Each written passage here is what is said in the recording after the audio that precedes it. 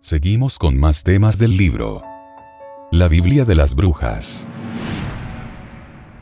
Libro segundo. El camino de las brujas. El tema de hoy es clarividencia y adivinación.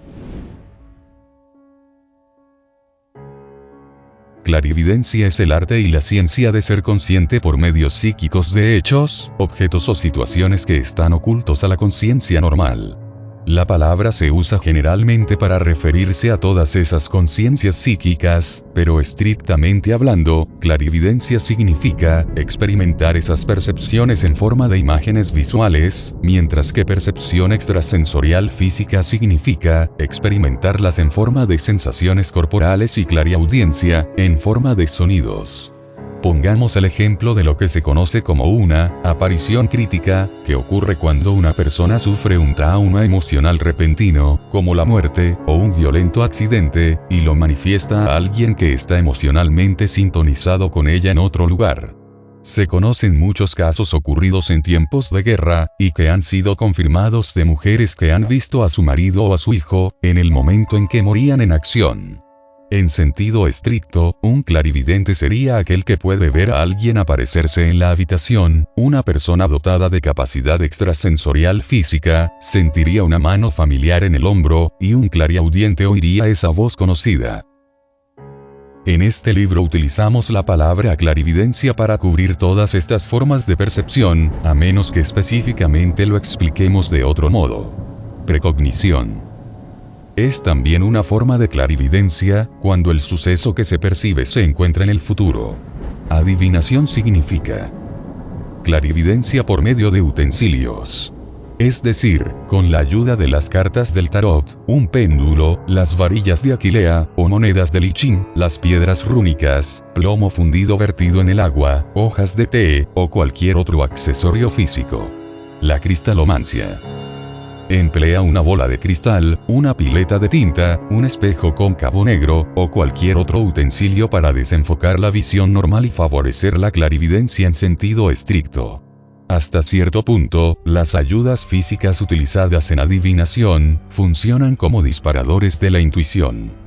La persona que los usa entra en contacto con la conciencia intuitiva oculta en el inconsciente, ofreciéndole algo sobre lo que proyectarse, en forma de imágenes o símbolos, que un adivino experimentado puede entonces interpretar. Igual que un paciente psiquiátrico, proyecta elementos de su inconsciente sobre las manchas de tinta de un test de Rorschach, que después interpretará un analista.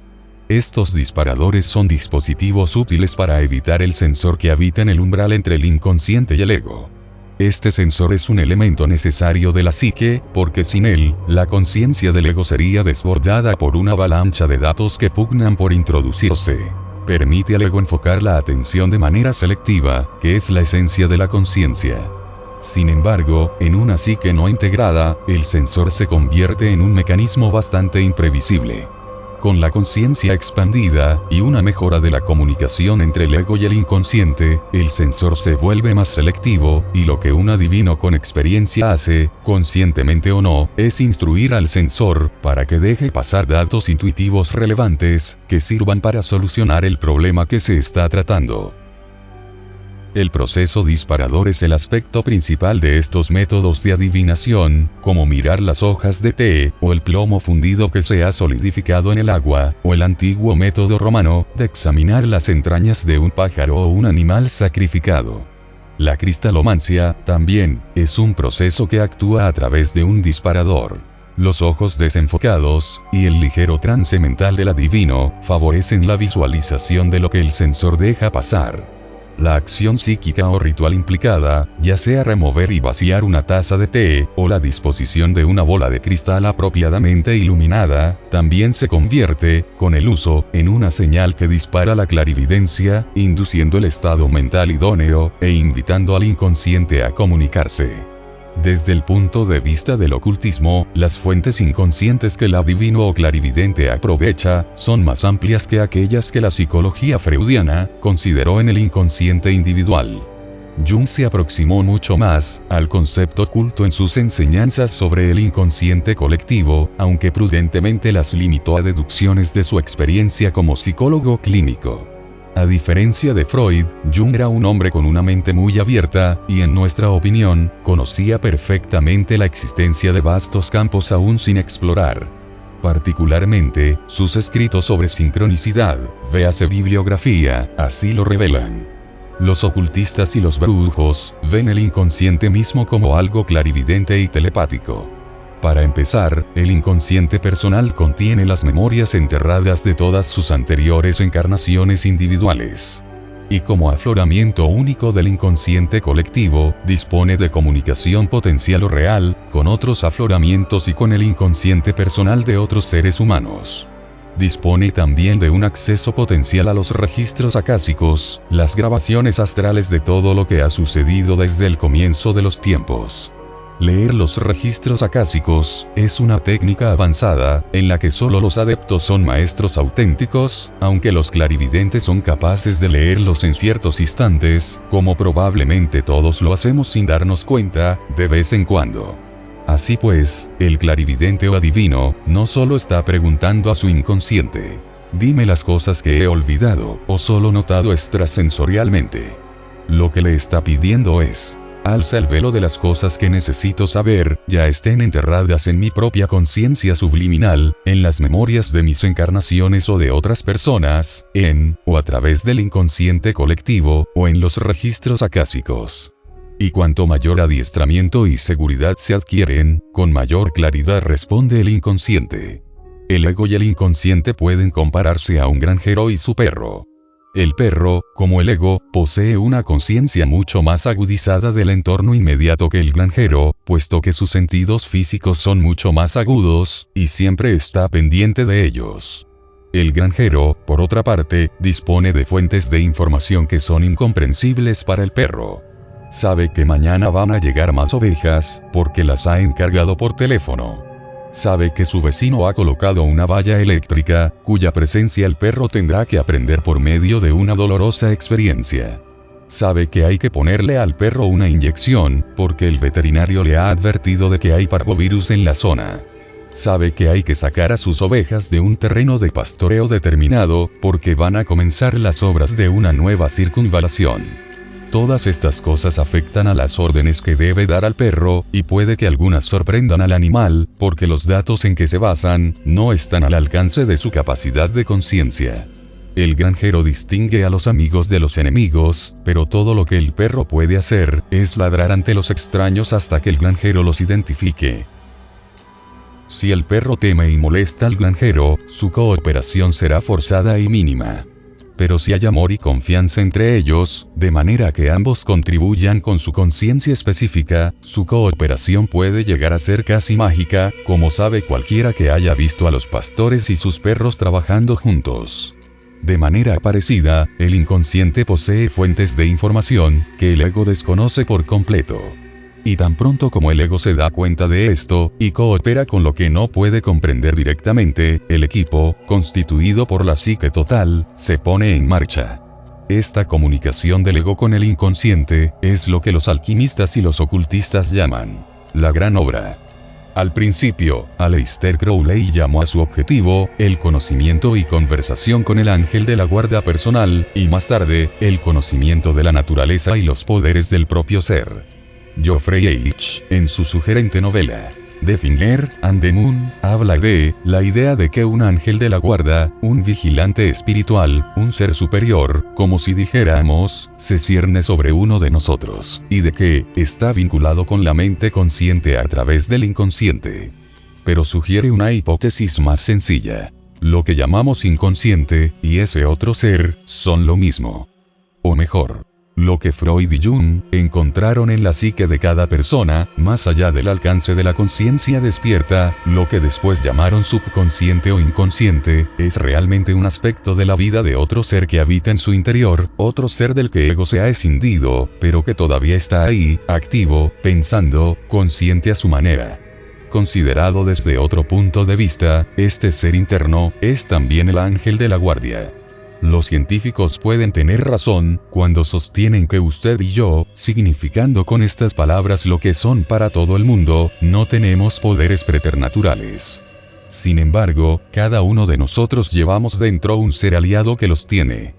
Por eso es por lo que los fenómenos ocultos siguen ocurriendo. El primer paso consiste en pensar que nuestro poderoso compañero invisible existe en nuestro interior. Y el primer mandamiento que sigue es: escucha, escucha a este compañero. Este mandamiento, en mayúsculas y todo, es el secreto de la clarividencia y la adivinación. Para la mayoría de la gente, la mejor manera de aprender el arte, consiste en iniciarse en algún tipo de adivinación. El uso de herramientas, como las cartas del tarot o cualquier otra, ayuda a ganar confianza, y proporcionan algo concreto que interpretar, pero a continuación prima el impulso de la intuición. Es cuando se intenta hacer una interpretación, y se sigue practicando, cuando empieza a surgir la conciencia de que existe un flujo de auténtica información, lo que refuerza aún más la confianza. Las reglas son muy similares a las que dimos en las páginas 177 y 178 acerca de juzgar recuerdos de aparentes encarnaciones. Es decir, dejar que todo fluya con la mente abierta, tomar siempre notas en las primeras etapas, considerándolas como una lectura importante, sobre todo en las que parece haber precogniciones. No tratar de enjuiciar el material conforme va apareciendo. No hay nada tan inhibidor de la clarividencia, como estar preguntándose a cada paso, ¿es esto puramente objetivo? ¿Son pensamientos auténticos, o proyecciones de deseos? Se trata de una cuestión importante, pero que tendrá que llevarse a cabo después, cuando la sesión ha terminado. Nadie que tenga experiencia en ello, puede dudar que la adivinación funciona por caminos que trascienden al mero activar el disparador. Y el descubrimiento de este hecho resulta muy estimulante para el aprendiz que persevera. Uno se queda impresionado por la cooperación activa, no se puede llamar de otra manera, que proporciona echar las cartas del tarot, o hacer una consulta del I Ching, por ejemplo. Las cartas o los textos de los hexagramas, utilizan desde acertijos a referencias sorprendentemente directas que apuntan en la dirección necesaria. Conocemos más de un caso, y podemos jurar que es cierto, en que una desconcertante sesión de cartas del tarot nos surgió a recoger, volver a barajar, y empezar de nuevo otra lectura, que resultó ser exactamente la misma que la anterior. Las posibilidades en contra, son astronómicas, pero el tarot volvía a insistir en su mensaje.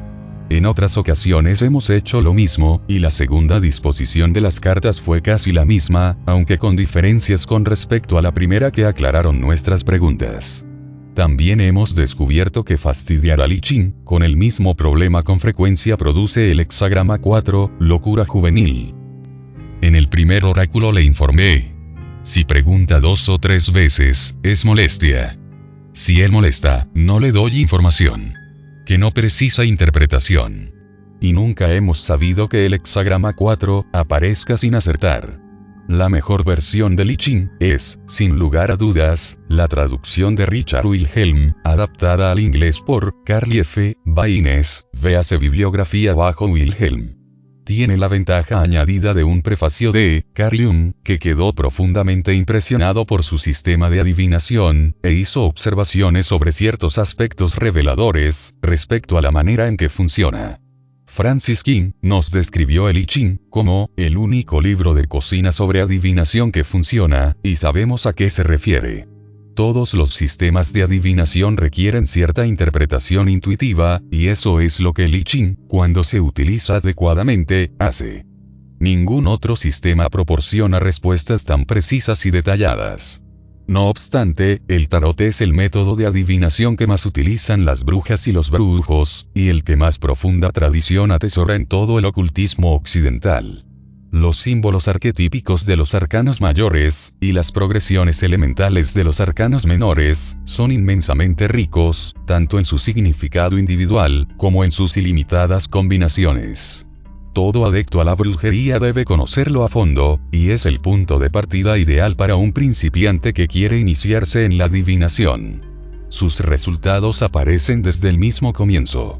Con la renovada moda por las cosas ocultas, cada vez hay más barajas del tarot en el mercado.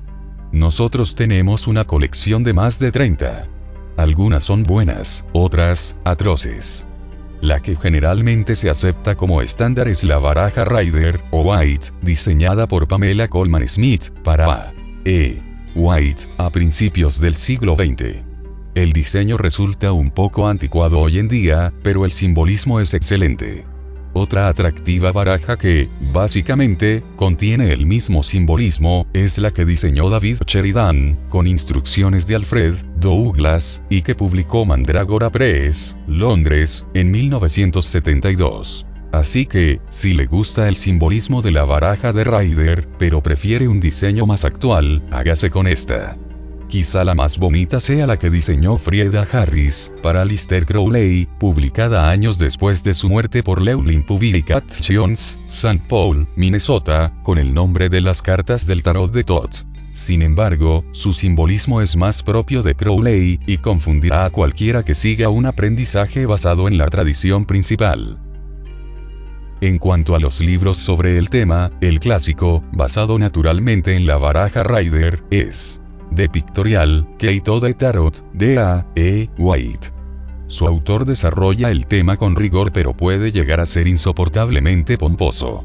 Una obra excelente y moderna es A Complete Guide to the Tarot, de Eden Gray, basada también en la baraja Rider.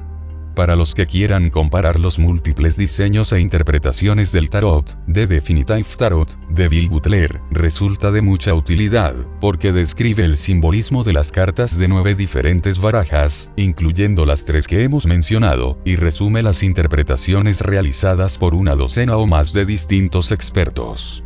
El libro de Crowley, The Book of Thoth, desvela el simbolismo de su baraja. Para empezar su estudio del tarot, le recomendamos la baraja Rider, y el libro de Eden Gray. Le proporcionarán una norma fidedigna con la cual podrá juzgar las demás. Pero cualquier baraja del tarot pronto desvelará significados que son personales. No existe interpretación de ninguna carta que sea irrefutable, ortodoxa o correcta, sino que, una vez que se ha edificado un conjunto de significados propios, las cartas le hablarán en el lenguaje de esos significados. Es buena idea llevar un cuaderno de notas sobre los significados que le sugieren. Nosotros tenemos uno de anillas, en el que cada página está encabezada por las fotografías en miniatura de las cartas en cuestión de Rider y de Sheridan, pues Janet prefiere la baraja de Rider, y Stewart la de Sheridan. La selección es siempre personal. Las fotografías fueron fáciles de obtener. Simplemente colocamos las barajas extendidas, con 30 cartas cada vez, las fotografiamos y cortamos de las fotos resultantes las miniaturas de las cartas. Debajo anotamos los significados que para nosotros han ido cristalizando a lo largo de años de uso. Algunas de las cartas han ido adquiriendo motes, como Busi Busi, para el 8 de varas, y la Dama Triste, para la Reina de Espadas. Todavía seguimos añadiendo notas al cuaderno. A veces un concepto de otra disciplina arrojará nueva luz sobre una carta. Por ejemplo, la carta del carro con el paralelogramo de fuerzas. Compárela en un libro de texto elemental sobre dinámica y comprenderá enseguida por qué. Al parecer, el conductor del carro ha enganchado y comprendido fuerzas polarizadas divergentes, y su resultante le conduce allá donde quiera ir. Cada página, como la mayoría de los libros sobre el tema, también proporciona un significado de la carta, cuando aparece invertida. Pero para nosotros, la mayoría de los libros sobre el tarot, se equivocan al señalar un posible error. En nuestra opinión, una carta invertida puede tener uno o dos significados, según su contexto. El opuesto, o aspecto negativo, del significado de la carta en su posición normal, o el significado de la carta en vertical, pero en un estado potencial todavía no realizado. El resto de la disposición, y su propia intuición, le dirán normalmente cuál de estas dos interpretaciones deberá aplicarse.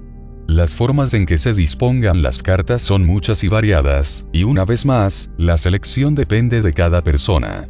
La disposición en forma de cruz celta, que aparece en la mayoría de los libros, incluyendo el de Eden Gray, es quizá la más popular, y es muy sencilla y clara. Nosotros solemos usarla para escudriñar el pasado, el presente y el probable futuro de un problema. La disposición cabalística del árbol de la vida resulta muy útil en ciertos problemas, sobre todo para analizar el carácter de alguna persona, y los factores que le afectan a él o a ella. Para quienes no conozcan la Cábala, la disposición de los 10 sefirot del árbol de la vida, con sus nombres hebreos, es esta. 1. Keter. 2. Chokmah. 3. Binah. 4. Chesed. 5. Geburah. 6. Tiferet. 7. Netzach. 8. Hol. 9. Yesod. 10. Malkut.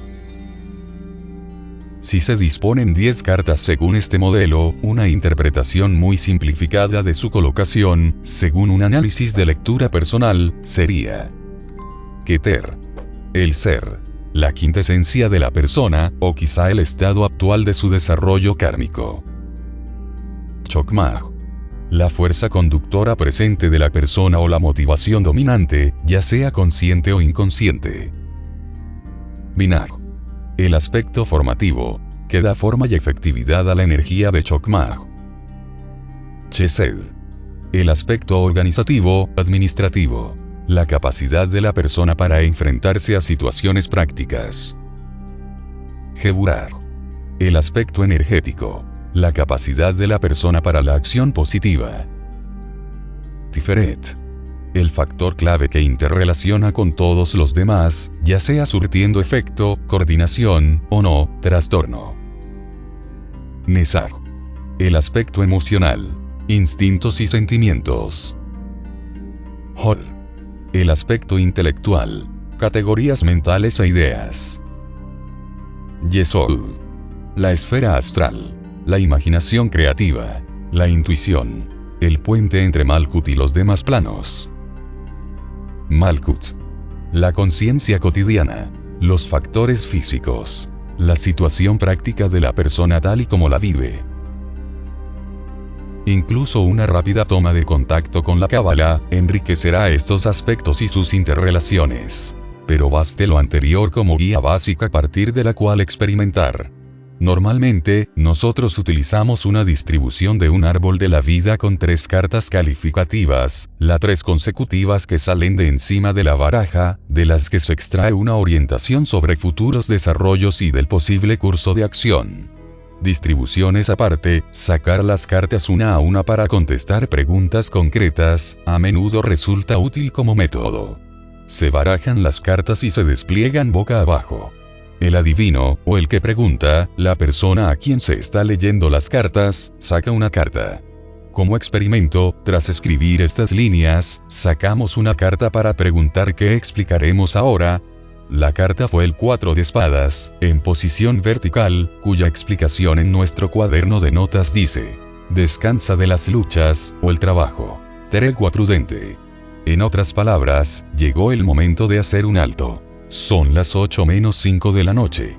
Y la clara luz de la mañana es buen momento para discutir de cristalomancia, a pesar de que para practicarla, lo que se necesita es una luz oscura. El método más conocido es, por supuesto, el de la bola de cristal. Se puede comprar en cualquier tienda de ocultismo, y cuando más grande sea, mejor, aunque naturalmente también será más cara. Una alternativa más asequible que se puede hacer en casa, y que en opinión de muchas personas resulta satisfactoria, requiere una redoma esférica, fácil de conseguir en las tiendas de laboratorios. Hay que llenarla con una solución de sulfato de cobre, se disuelven los cristales en agua, hasta que su color verde azulado nos resulte satisfactorio. A continuación, se eliminan todas las burbujas, un hervor cuidadoso facilita esta operación, pero hay que dejar que se enfríe antes de sellar la redoma, y después se tapa herméticamente con un tapón de corcho, sujetándolo con alambre, y asegurándose de que no quede aire dentro. Otro instrumento de cristalomancia aún más barato, es el cristal negro, y hay quien asegura que es más fácil trabajar con él. Para ello se necesita un cristal de reloj, el disco convexo de cristal, de sección plana, no una lente, que protege su esfera. De nuevo, cuando más grande sea, mejor, como en los relojes de mesa, pero 5 pulgadas de diámetro es un buen tamaño. Se pueden comprar en alguna tienda de reparaciones de relojes. Se limpian bien y se pintan por fuera, el lado convexo, con pintura negra mate, varias capas, secándolas, por supuesto, antes de aplicar la siguiente. Lo más práctico es una pintura de aerosol. El lado cóncavo se convertirá en un espejo negro brillante. El método para leer la bola de cristal, el cristal o el espejo negro, es siempre el mismo. Siéntese confortablemente, preferiblemente dentro de un círculo mágico, con el instrumento de cristalomancia sujeto en las manos ahuecadas, y colocado sobre un terciopelo negro, o en un adecuado soporte. La habitación debe estar oscura, con la sola luz de una vela o velas dispuestas, para que no se vean reflejos en la bola o el espejo. Al principio, todo lo que deberá ver es un brillo vacío sin ninguna característica especial. Relájese, vacíe la mente, deje que sus ojos se desenfoquen con naturalidad, pero manteniendo la mirada en el brillo. Al cabo de un tiempo, el brillo adquiere una consistencia lechosa, y después se aclara, antes de presentarle imágenes. No se impaciente si a la primera, la quinta o la sexta sesión no ocurre nada. La perseverancia acabará por romper la barrera. Una vez que las imágenes empiecen a surgir, deberán registrarse. Lo mejor es anotarlas enseguida, pero lo ideal consiste en disponer de una grabadora, o un compañero paciente que vayan registrando los comentarios sobre la marcha. En esto, como en muchas prácticas mágicas, es de gran ayuda recibir el apoyo y a la vez la crítica constructiva de un compañero.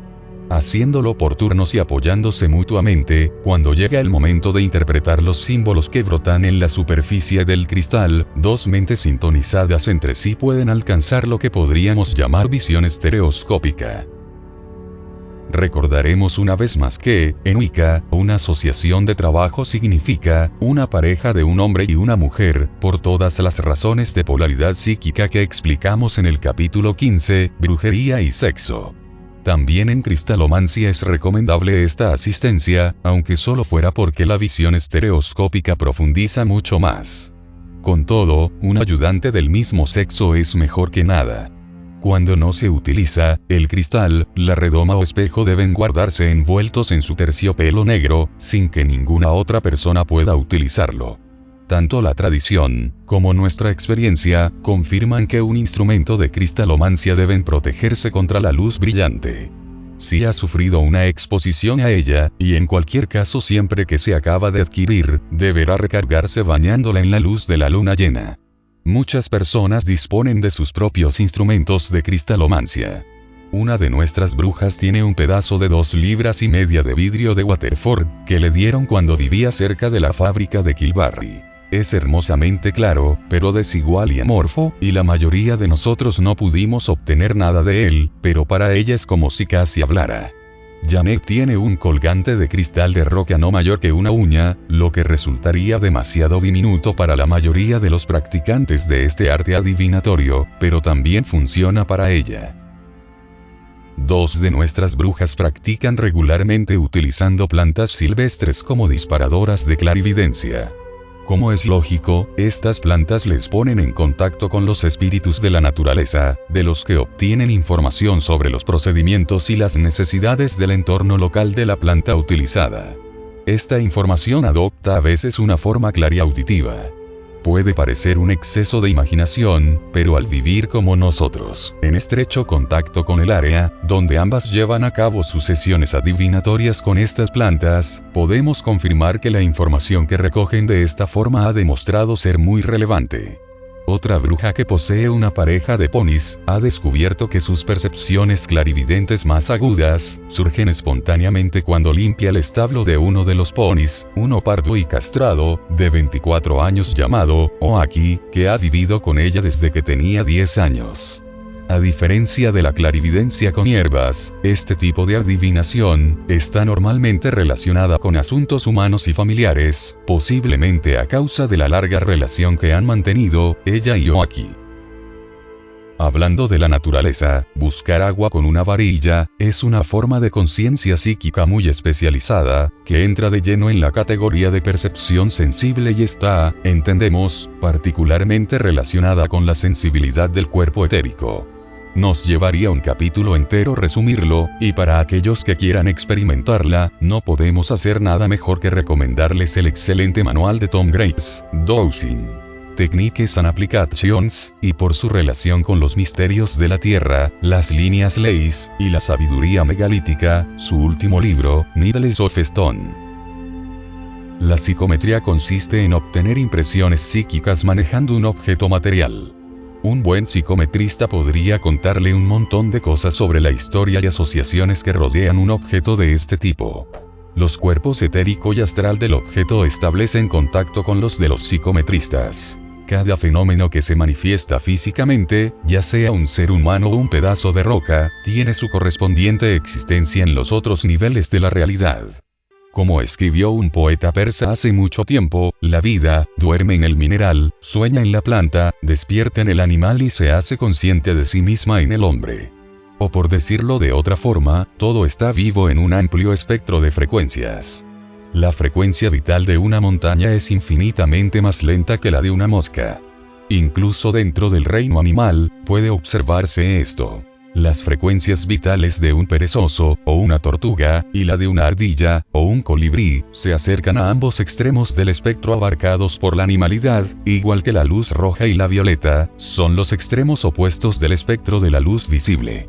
Las ondas de radio y los rayos X son de la misma naturaleza que las de la luz, pero como están más allá del alcance de nuestros ojos, no podemos verlas. De forma parecida, la conciencia vital normal de los seres humanos está limitada al espectro de frecuencias de los animales y las plantas. La mayoría de la gente cree que todo lo que se salga de esta banda carece de vida, pero los ocultistas y los brujos saben que no es así, y trabajan para ampliar el espectro de sus conciencias, ya sea directamente, recogiendo los armónicos superiores o las frecuencias inferiores, o indirectamente, observando los efectos de la vida de baja frecuencia en la vida de alta frecuencia. Un ejemplo del segundo tipo es la astrología, que estudia la frecuencia vital del sistema solar, observando sus efectos en la frecuencia vital del ser humano. De alguna manera, la psicometría está relacionada con el primer enfoque. Un anillo de diamantes, por ejemplo, está vivo en las frecuencias de las gemas y del oro, ambas son más lentas que las de la mujer que lo lleva. Pero hay frecuencias armónicas entre ambos, como cuando pulsamos la tecla do más alta en un piano, pisando al mismo tiempo el pedal, haciendo vibrar la cuerda baja de do, y todas las mismas notas intermedias, además de las consonantes. Si el anillo permanece en su dedo durante años, todos los sucesos producirán en sus niveles no físicos, una respuesta armónica en los niveles correspondientes del anillo, y el anillo los recordará. Un psicometrista vidente, al manejar el anillo, recogerá estas memorias con la misma resonancia armónica. Por esta razón es muy difícil psicometrizar objetos de plástico. Al no ser ni orgánicos y minerales naturales, el plástico carece virtualmente de frecuencia vital propia. Es posible que alguien juzgue todos estos comentarios sobre frecuencias vitales, como una digresión técnica innecesaria, pero es importante por dos razones. En relación con la psicometría, ayuda a eliminar el bloqueo psicológico creado por las opiniones del ego. ¿Cómo puede una joya muerta decirme algo de la historia de una mujer viva? Y a una escala mayor, ayuda al ego a aceptar conscientemente la idea de que todo el universo está vivo, sin la cual poco desarrollo psíquico será posible. Volviendo a la práctica real de la psicometría. Algunas personas se limitan a sostener el objeto en una mano y a cerrar los ojos. Otros prefieren sostenerlo contra el tercer ojo, que la tradición ocultista localiza en la glándula pineal, en el centro de la frente, justo encima de las cejas. Quienes lo sostienen en una mano prefieren la izquierda porque está vinculada, psíquica y etéricamente, con la función intuitiva del lado izquierdo del cerebro. Solo la experiencia revelará qué método funciona mejor en cada uno. Aparte de esto, la regla es la misma que para la cristalomancia. Dejar que las impresiones fluyan y expresarlas sin inhibiciones, dejando los análisis para después. La cooperación del conventículo resulta idónea para desarrollar la psicometría. Sus miembros pueden proporcionar objetos para su lectura, y comentar inmediatamente después lo acertados que estuvieron. Este proceso no solo descubre psicometristas dotados por naturaleza, sino que ayudará a los que tengan que esforzarse mucho para desarrollar sus aptitudes, lo que quiere decir, la mayoría de nosotros, sobre todo en el problema clave de distinguir entre las impresiones subjetivas y las objetivas, mejorando así su capacidad clarividente global.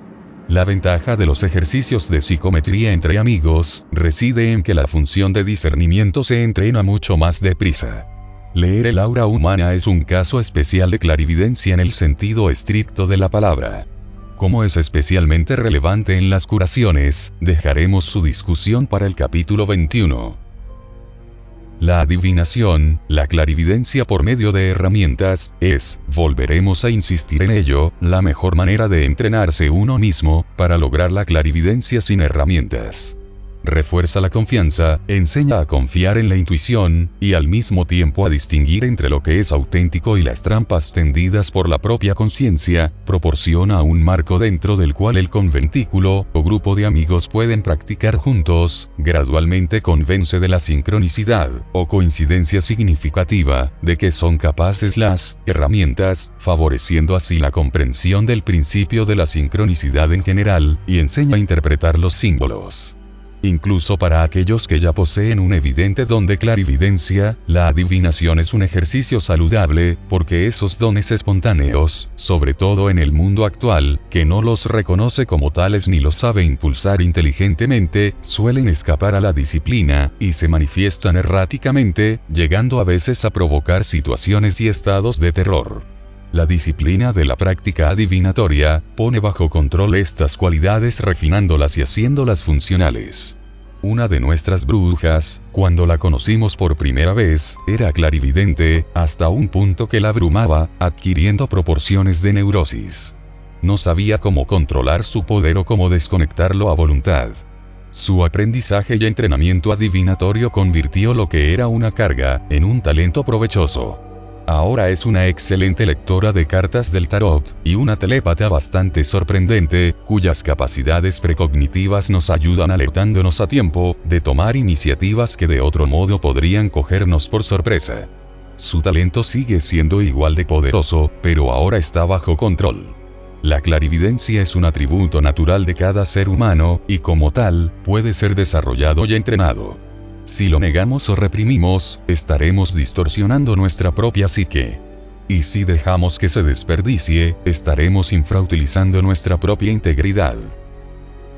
Sin embargo, es necesario hacer una advertencia. Nunca se puede permitir que la actividad clarividente domine nuestra vida, 24 horas al día, por bien desarrollada que pueda llegar a estar. Es solo una de nuestras capacidades de conciencia, y debe mantenerse en equilibrio con las demás. Pasarse todo el tiempo usando la clarividencia, o echando las cartas del tarot cada 5 minutos, para tomar decisiones que solo requieren sentido común, puede agotar las energías. Con frecuencia merman el don, y deforman la personalidad de la que depende la individualidad inmortal, para su experiencia y expresión personal. Una conciencia psíquica consentida en exceso, puede hacernos descuidar nuestros sentidos cuando más nos hacen falta. Antes de la guerra, una amiga íntima de los padres de Stuart, que era adepta de la ciencia cristiana, y poseía un poder psíquico considerable, con capacidades curativas, murió en la flor de la vida, al estrellarse su coche sin causa aparente, cuando conducía sola. Los que la conocían íntimamente, incluyendo su marido y los padres de Stuart, están convencidos de que en aquel momento estaba concentrando sus pensamientos y su esfuerzo psíquico en un caso de curación, cuando debería estar fijándose en la carretera. Un caso extremo, pero la mayoría de los que poseen poderes psíquicos han vivido experiencias igual de arriesgadas, aunque a un nivel menos alarmante. Una psique integrada, significa equilibrada. Así pues, agudice su facultad clarividente con inteligencia, pero nunca permita que se deterioren sus demás herramientas. Gracias por ver el video hasta el final. Agradecería mucho te suscribieras y le dieras me gusta al video. El siguiente video será con el tema Proyección astral. Espéralo.